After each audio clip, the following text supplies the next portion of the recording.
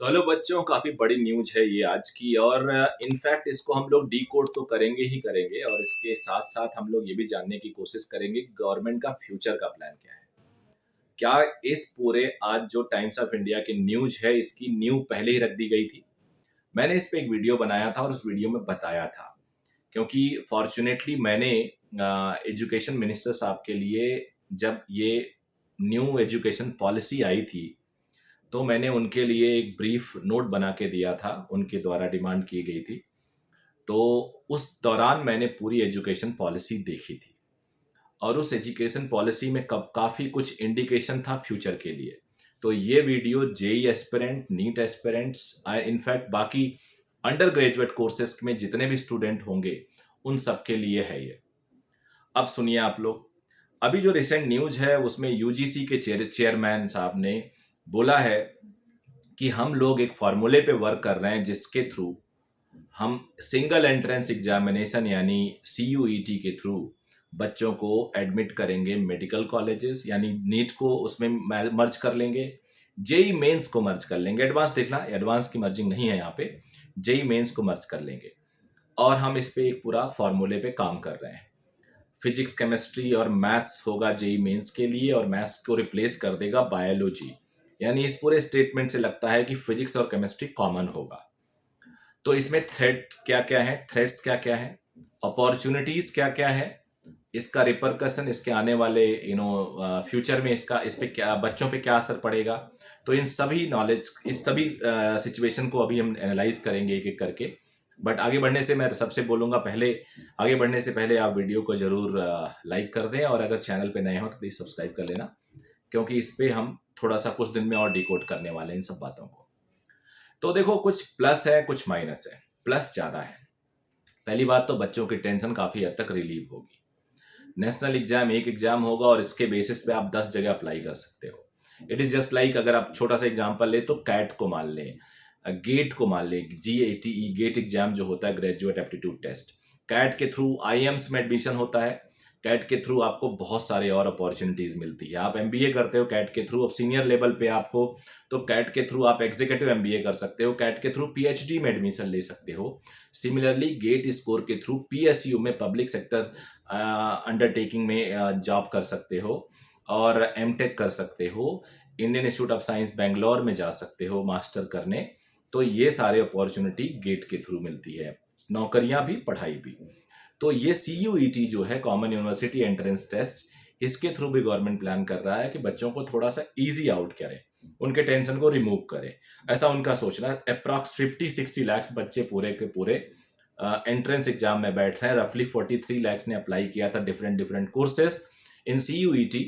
और अगर जे नीट को देखा जाए तो 16-17 लैक्स एक तरह से अपीयर करते हैं, बैठते हैं, रफली अगर बोला जाए।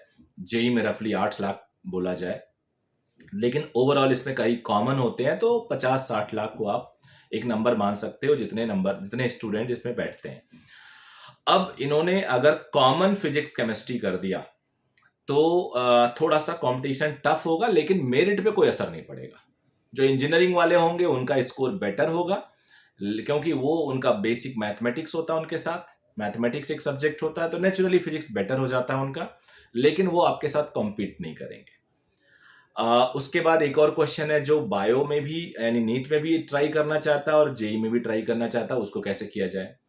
उसके बाद आपका यहाँ पे प्रिडिक्शन एकदम खत्म हो जाता है, क्योंकि जब आपके साथ मान लो अगर ये 2023 में इंप्लीमेंट हुआ, तो पिछले सारे जो डेटा है वो फेल हो जाएंगे का एक।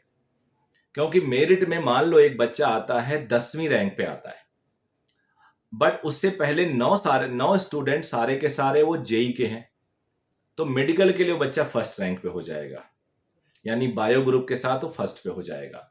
तो इस तरह से परसेंटाइल दिया जाएगा, और परसेंटाइल के बेसिस पे प्रेडिक्ट करना बड़ा मुश्किल होगा। बट ओवरऑल कंपटीशन में कोई खास फर्क नहीं पड़ेगा।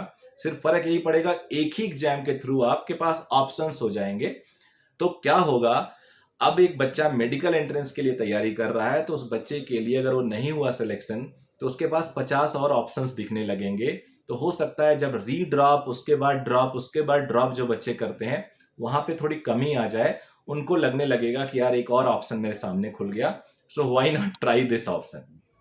तो मैं डेफिनेटली बोलूंगा इसमें आपके जो रीड्रॉप होंगे वो थोड़े कम होंगे, यहां से थोड़ा सा आप कह सकते हो कंपटीशन डाउन होगा, अदरवाइज कोई खास फर्क नहीं पड़ेगा। अब इसमें यह भी है, लेकिन गवर्नमेंट को कुछ चीजें और ध्यान देने वाली बात है, गवर्नमेंट को कुछ चीज और ध्यान देनी चाहिए।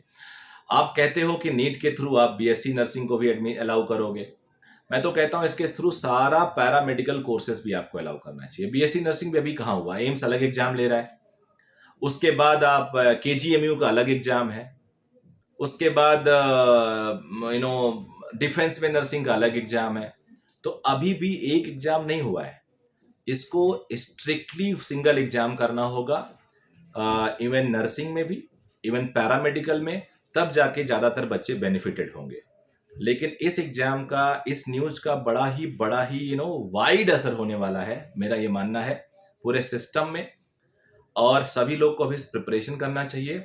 अगर सीयूईटी में केवल साइंस का टेस्ट होता है तब तो चलो ठीक है, आप लोग रेडी हो, बट साइंस के साथ एप्टीट्यूड कर दिया उन्होंने और जीके कर दिया थोड़ा सा, तो आपको आखिरी में एक एड ऑन लेना पड़ेगा, जो हालांकि आसान ही होगा, कोई टफ नहीं होगा, लेकिन वो एड ऑन एक तरह से एक्स्ट्रा बर्डन की तरह काम करेगा, ऐसा मेरा मानना है, क्योंकि अभी तो आप सिर्फ पीसीएम पीसीबी प्रिपरेशन करते रहते हो। तो देखते हैं, और कुछ इसमें खास पैनिक होने की जरूरत नहीं है, because I have gone through, मैंने कंप्लीट इसको देख लिया है, और इसमें कुछ बहुत ज़्यादा ओवरऑल आपको ना तो चिंता करने की जरूरत है, ना बहुत ज़्यादा आप पे इम्पैक्ट करने वाला है। परफार्मर अभी भी परफार्मर होगा, उसका सिलेक्शन होगा, जो परफार्मर नहीं होगा उसका सिलेक्शन अभी भी नहीं होगा। तो मेहनत तो अभी भी करनी पड़ेगी, आगे भी करनी पड़ेगी, और हर वक्त करनी पड़ेगी, जब तक सप्लाई और डिमांड का गैप बना रहेगा, और सप्लाई और डिमांड का गैप होगा तभी उसे अच्छा बोलेंगे। अगर 100 बच्चे हैं और 100 के 100 सीटें अवेलेबल हैं, तो फिर क्रेज किस बात का? क्रेज तो तभी होता है ना जब 5 सीट हो 100 बच्चा हो। तो 95 रिजेक्ट होने वाले हैं, तो 5 वो फॉर्चुनेट बच्चे होंगे, या 5 वो बच्चे होंगे जिनको अलग कर बोल दिया जाएगा कि यार दे वर्क वेरी हार्ड। आज आईएएस एंट्रेंस, आईएएस के लिए क्यों बोला जाता है? आईएएस बहुत बड़ा पोस्ट है, बहुत बढ़िया पोस्ट है, यूपीएससी बहुत बढ़िया पोस्ट है, लाखों लोगों में से फ्यू हंड्रेड स्टूडेंट या पार्टिसिपेंट वहां तक पहुंचते हैं, तभी तो उसका क्रेज है। तो इसलिए क्रेज बना रहेगा, मेरा मानना है।